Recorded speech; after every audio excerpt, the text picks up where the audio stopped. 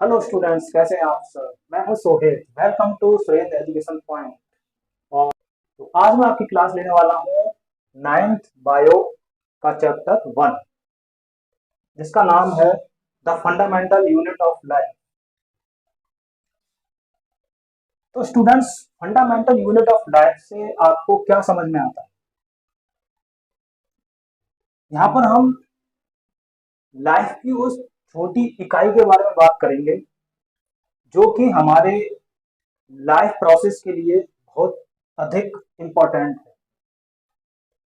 Fundamental unit या कह सकते हैं आधारभूत इकाई। अब यहाँ पर सेल को लेकर बहुत से बच्चे कंफ्यूज हो जाते हैं कि सेल, एक तो वो बात करते हैं कि सेल जो टॉर्च में यूज किया जाता है क्या वो सेल है, जो बैटरी में यूज किया जाता है क्या वो सेल है। नहीं, एक्चुअली ये जो सेल है ये हमारी लाइफ को चलाने वाला सेल है। सेल हमारी बॉडी की सबसे छोटी यूनिट है, सबसे छोटी इकाई है। जब भी हम सेल की बात करते हैं तो जितने भी लिविंग ऑर्गेनिज्म हैं उनकी सबसे स्मॉलेस्ट यूनिट है सेल। अगर हम यहाँ पर सेल की डेफिनेशन की बात करें तो आप देख सकते हैं डेफिनेशन ऑफ सेल।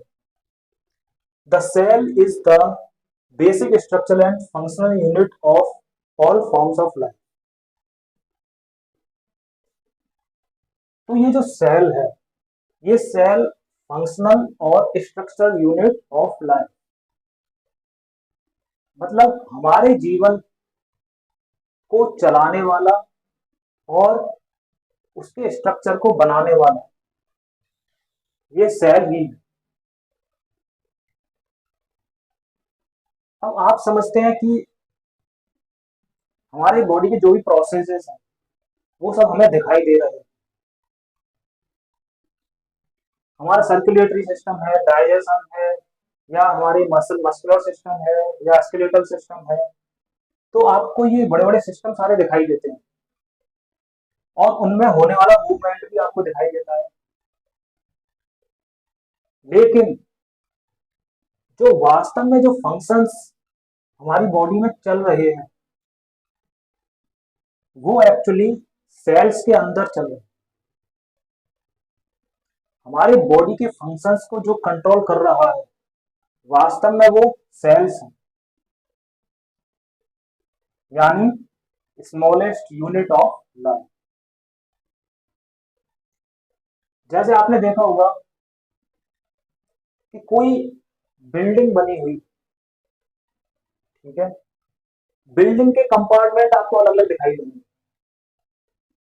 बिल्डिंग्स में आपको फ्लैट्स अलग अलग दिखाई देंगे, रूम्स अलग अलग दिखाई देंगे। लेकिन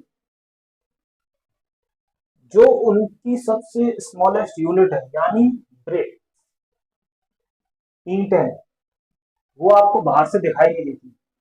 लेकिन वास्तव में जो इस बिल्डिंग का जो लोड ले रही है वो ये ईंटें ही हैं, जो बिल्डिंग के सबसे स्मॉलेस्ट ब्लॉक्स जिसके ऊपर ये बिल्डिंग चल रही है। इसी प्रकार से लिविंग ऑर्गेनिज्म के अंदर सबसे स्मॉलेस्ट यूनिट है सेल, जो हमारी पूरी बॉडी को कंट्रोल कर चला रही है। लाइफ प्रोसेसेस जो हमारी बॉडी में हो रहे हैं एक्चुअली में फंडामेंटली वो सेल्स पर ही डिपेंड करते हैं। हमारे सेल्स के अंदर ही फंक्शंस चल रही है, लेकिन वो आपको दिखाई नहीं देते। तो बच्चों, अभी तक आपने डेफिनेशन ऑफ सेल के बारे में समझा। अब हम बात करेंगे डिस्कवरी ऑफ सेल। अब आपको ये क्लियर हो गया होगा कि जो लिविंग ऑर्गेनिज्म है, प्लांट्स हैं, एनिमल्स हैं, सभी के अंदर फंडामेंटल यूनिट सेल है, यानी सभी सेल से मिलकर बने। अब कुछ ऑर्गेनिज्म हैं जो कि आकार में काफी बड़े हैं, जिनको हम कहते हैं मल्टी सेलुलर ऑर्गेनिज्म, जो कि हमें आंखों से दिखाई देते हैं, नेक्ड आई से दिखाई देते हैं।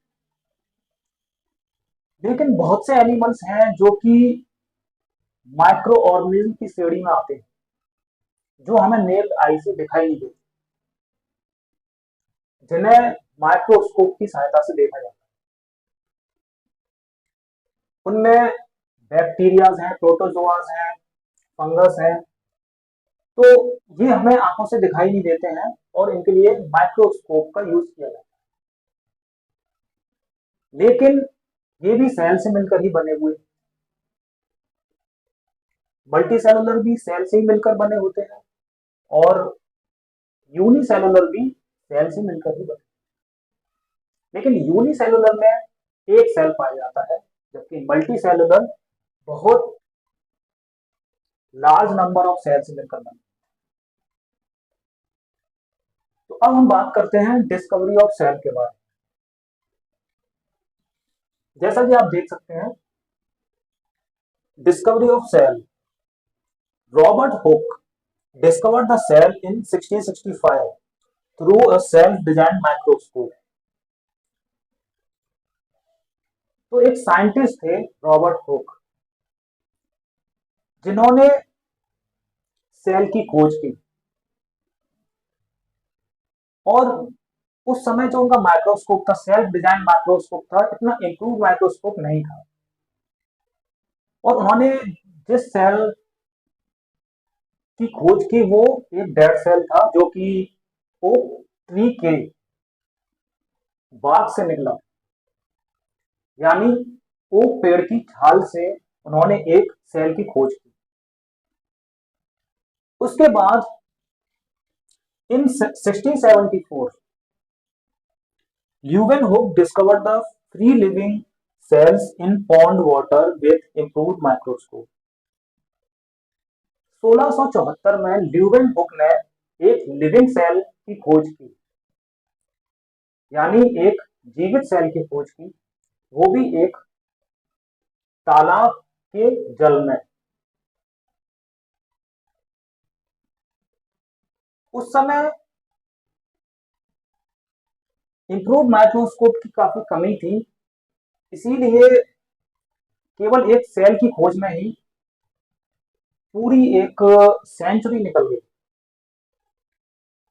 सेल की खोज लगातार चलती रही, लगभग 100 वर्ष से अधिक का समय लगा जब सेल की पूरी खोज हो पाई, वो भी 19वीं शताब्दी। ओके स्टूडेंट्स, तो let's talk about cell structure and function.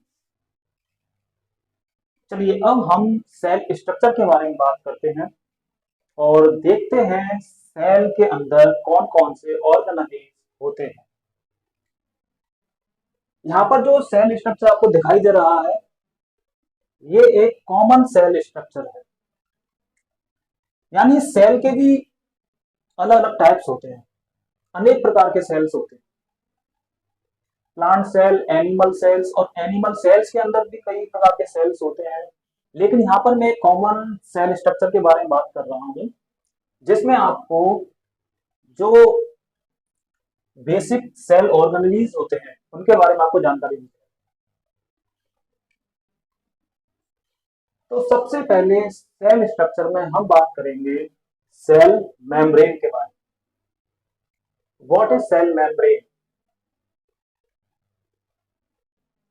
और सेल मेम्ब्रेन की सेल के लिए क्या जरूरत है? तो जो सेल मेम्ब्रेन है वो सेल का एक आउटर पार्ट है, ये बाउंड्री है, सेल बाउंड्री, जो पूरे सेल को कवर करती है। और ये सेल मेम्ब्रेन प्रोटीन्स और लिपिड से मिलकर बनी होती है। ये जो सेल मेम्ब्रेन है, ये परमिएबल सेल मेम्ब्रेन कहलाती है। मतलब सेल मेम्ब्रेन जो इंपॉर्टेंट सब्सटेंसेस होते हैं, जो सेल के लिए आवश्यक तत्व होते हैं, उन्हीं को अंदर आने देती है। और जो सेल के लिए हार्मफुल सब्सटेंस होते हैं, उन्हें ये अंदर नहीं आने देती, या हार्मफुल सब्सटेंस को ये सेल से बाहर भी कर देती है। और सेल मेम्ब्रेन सेल का शेप तैयार करती है। सेल किस आकार का होगा, ये भी सेल मेम्ब्रेन भी डिसाइड करती है। अब इसके बाद आता है साइटोप्लाज्म। साइटोप्लाज्म क्या होता है? देखिए, साइटोप्लाज्म जेली लाइक सब्सटेंस होता है, जो कि पूरे सेल के अंदर फैला है। जितने भी सेल ऑर्गेनिज होते हैं, ये सब साइटोप्लाज्म के अंदर ही फैले रहते हैं। तो साइटोप्लाज्म जेली लाइक स्ट्रक्चर होता है, जिसके अंदर सारे ऑर्गेनिज आपको देखने को मिलेंगे। अब nucleus is the control centre of the cell. जो न्यूक्लियस है, वो सेल का एक कंट्रोल सिस्टम या कंट्रोल सेंटर है, जो कि पूरे सेल को कंट्रोल करता है। जितने भी सेल ऑर्गेनिज हैं, ये सब न्यूक्लियस के द्वारा ही कंट्रोल किए जाते हैं। और न्यूक्लियस के अंदर डीएनए भी प्रोड्यूस होता है। डीएनए, क्रोमेटिन, ये सब हमें न्यूक्लियस के अंदर देखने को मिलेगा। और न्यूक्लियस के अंदर राइबोसोम्स भी तैयार होते हैं। राइबोसोम्स का प्रोडक्शन वो भी न्यूक्लियस के अंदर ही होता है। अब इसके बाद हम बात करते हैं the powerhouse of the cell. What is the powerhouse of the cell? तो पावर हाउस, माइटोकॉन्ड्रिया को पावर हाउस कहा जाता है। माइटोकॉन्ड्रिया सेल का पावर हाउस है, यानी माइटोकॉन्ड्रिया सेल को एनर्जी प्रदान करता है। सेल के अंदर जितने भी फंक्शंस हो रहे हैं, वो माइटोकॉन्ड्रिया ही उसके लिए एनर्जी प्रदान करता है। माइटोकॉन्ड्रिया माइटोकॉन्ड्रिया का अपना अलग डीएनए भी होता है। माइटोकॉन्ड्रिया के अंदर जो एनर्जी प्रोड्यूस होती है, वो एटीपी के रूप में प्रोड्यूस होती है, यानी adenosine triphosphate. Endoplasmic reticulum. Endoplasmic reticulum tubules like structure आपको दिखाई दे रहे हैं, ये है एंडोप्लाज्मिक रेटिकुलम। तो एंडोप्लाज्मिक रेटिकुलम दो प्रकार के होते हैं, एक रफ एंडोप्लाज्मिक रेटिकुलम और दूसरा smooth endoplasmic reticulum. Rough endoplasmic reticulum में राइबोसोम्स पाए जाते हैं, जिसकी वजह से ये रफ दिखाई देते हैं। रफ एंडोप्लाज्मिक रेटिकुलम में प्रोटीन का मैन्युफैक्चर होता है, और स्मूथ एंडोप्लाज्मिक रेटिकुलम में फैट्स एंड लिपिड्स का मैन्युफैक्चर होता है। प्रोटीन सिंथेसाइज होने के बाद सेल्स की जितनी भी रिक्वायरमेंट होती है, ये प्रोटीन यहां से प्रोवाइड किया जाता है। एंडोप्लाज्मिक रेटिकुलम से बनने वाले प्रोटीन, फैट्स एंड लिपिड्स, इन्हें ट्रांसफर किया जाता है गोल्जी अपैरेटस के लिए। गोल्जी अपैरेटस जैसा कि आपको दिखाई दे रहा है, ये एक सैक्स लाइक स्ट्रक्चर है। और गोल्जी अपैरेटस जो नाम पड़ा है, ये वैज्ञानिक के ऊपर नाम पड़ा है। तो मेम्ब्रेन माउंट स्ट्रक्चर जो कि सैक्स लाइक आपको दिखाई दे रहे हैं, गोल्जी अपैरेटस। तो गोल्जी अपैरेटस का क्या कार्य है? गोल्जी अपैरेटस एंडोप्लाज्मिक रेटिकुलम से आने वाले मटेरियल को स्टोर करने का काम करता है, मॉडिफिकेशन करने का काम करता है, और डिस्ट्रीब्यूशन का काम करता है। गोल्जी अपैरेटस सेल में जो रिक्वायरमेंट होती है मटेरियल की, उसको डिस्ट्रीब्यूट भी करता है, और सेल से जो मटेरियल ट्रांसफर किया जाता है गोल्जी अपैरेटस के लिए, उसे ये स्टोर भी करता है। गोल्जी अपैरेटस में लाइसोसोम का फॉर्मेशन भी होता है, जैसा कि आप देख रहे हैं, ये है लाइसोसोम। लाइसोसोम का कार्य क्या होता है? लाइसोसोम सेल से आने वाले अनडाइजेस्टेड मटेरियल को ब्रेक डाउन करता है। मतलब लाइसोसोम का कार्य है डाइजेशन का। सेल में जो ऑर्गेनेलिज इन्फेक्टेड हो जाते हैं या बैक्टीरिया एंटर करते हैं, तो ये उनको डाइजेस्ट करने का काम करता है। लाइसोसोम के अंदर एंजाइम्स पाए जाते हैं, ऐसे एंजाइम्स जो कि इसे एंडोप्लाज्मिक रेटिकुलम से प्राप्त होते हैं। उनके द्वारा ये सेल के अनडाइजेस्टेड मटेरियल को डाइजेस्ट कर देता है। जो कॉम्प्लेक्स फूड होता है उसे ये सिंपलर फूड मटेरियल में भी डिवाइड कर देता है। तो लाइसोसोम को सुसाइड बैग भी कहा जाता है। जब सेल डिस्ट्रॉयड हो जाता है या डैमेज हो जाता है, तो लाइसोसोम पूरे सेल को डाइजेस्ट कर लेता है या खत्म कर देता है। बच्चों, अगर मेरी वीडियो आपको हेल्पफुल लगती है तो मेरी वीडियोस को ज्यादा से ज्यादा शेयर करें, देखें और मुझसे जुड़े रहें। Thank you.